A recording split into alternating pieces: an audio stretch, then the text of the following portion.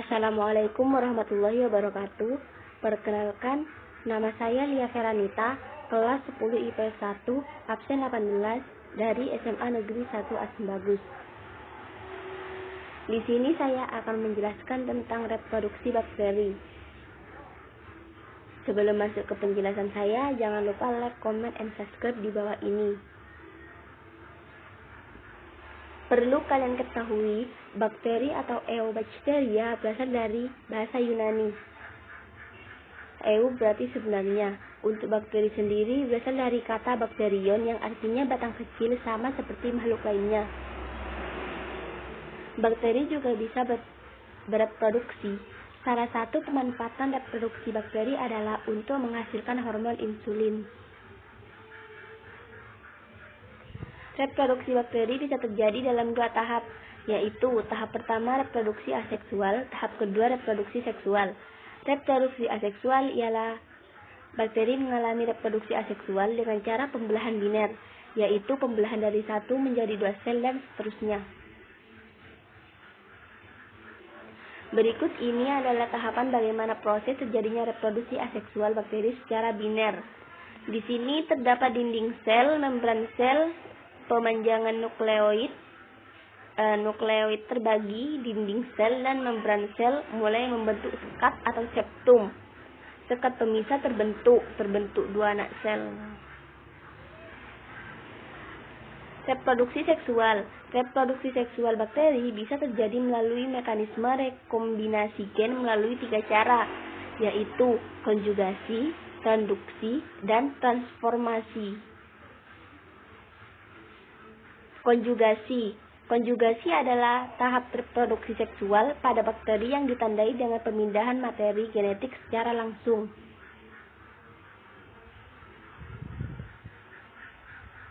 Adapun tahapan yang terjadi di dalam konjugasi, dua sel bakteri saling mendekat hingga akhirnya berbentuk struktur jembatan yang menghubungkan antara dua sel. Yang kedua, terjadi transfer kromosom dan plasmid. Yang ketiga, untuk bakteri yang menerima kromosom dan plasmid, materi genetiknya menjadi materi genetik rekombinan. Dan yang keempat, bakteri dengan materi genetik rekombinan akan memisahkan diri. Akibatnya terbentuk dua sel anakan dengan sifat baru. Berikut adalah gambar tahapan reproduksi seksual secara konjugasi. Di sini terdapat antara sel bakteri pertama, yaitu plasmid, sel bakteri kedua, yaitu kontak antara dua sel. Kopi plasmid dipindahkan dua sel yang mengandung plasmid.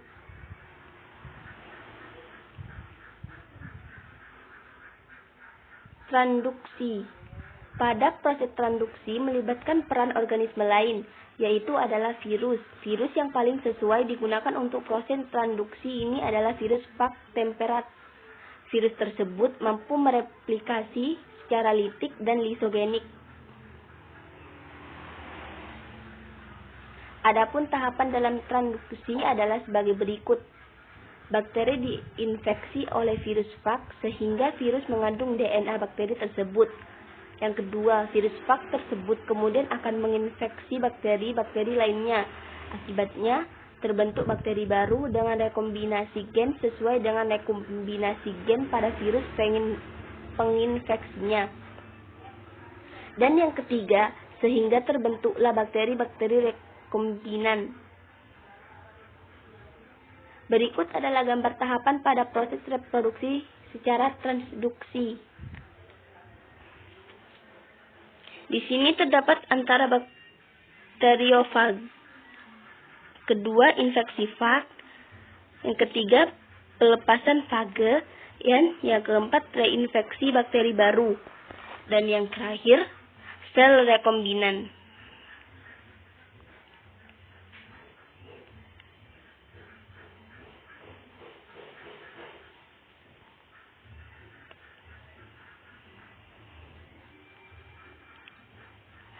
Transformasi.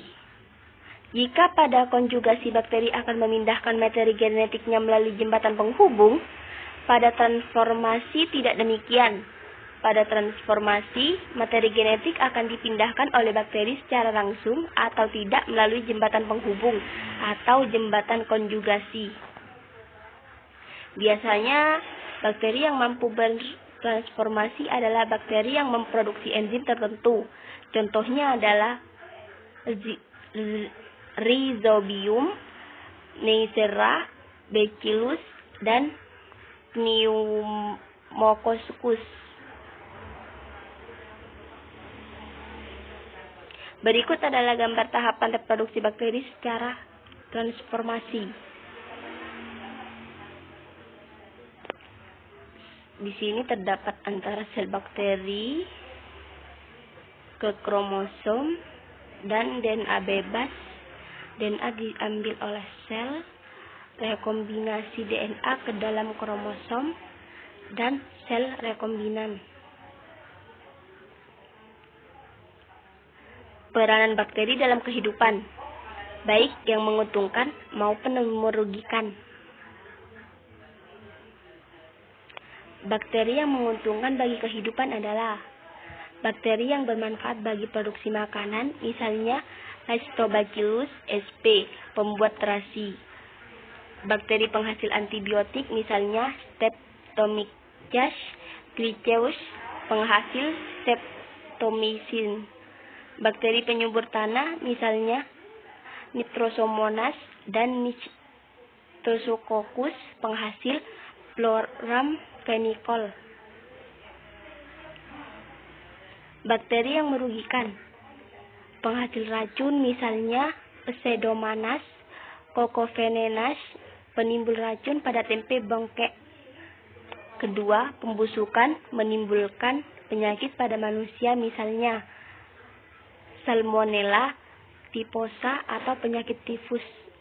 Yang ketiga, kanan, misalnya Erwinia carotovora, penyebabnya pembusukan pada sayuran, buah-buahan, daging, dan ikan. Demikian hanya ini yang dapat saya sampaikan tentang reproduksi bakteri. Kurang lebihnya mohon maaf.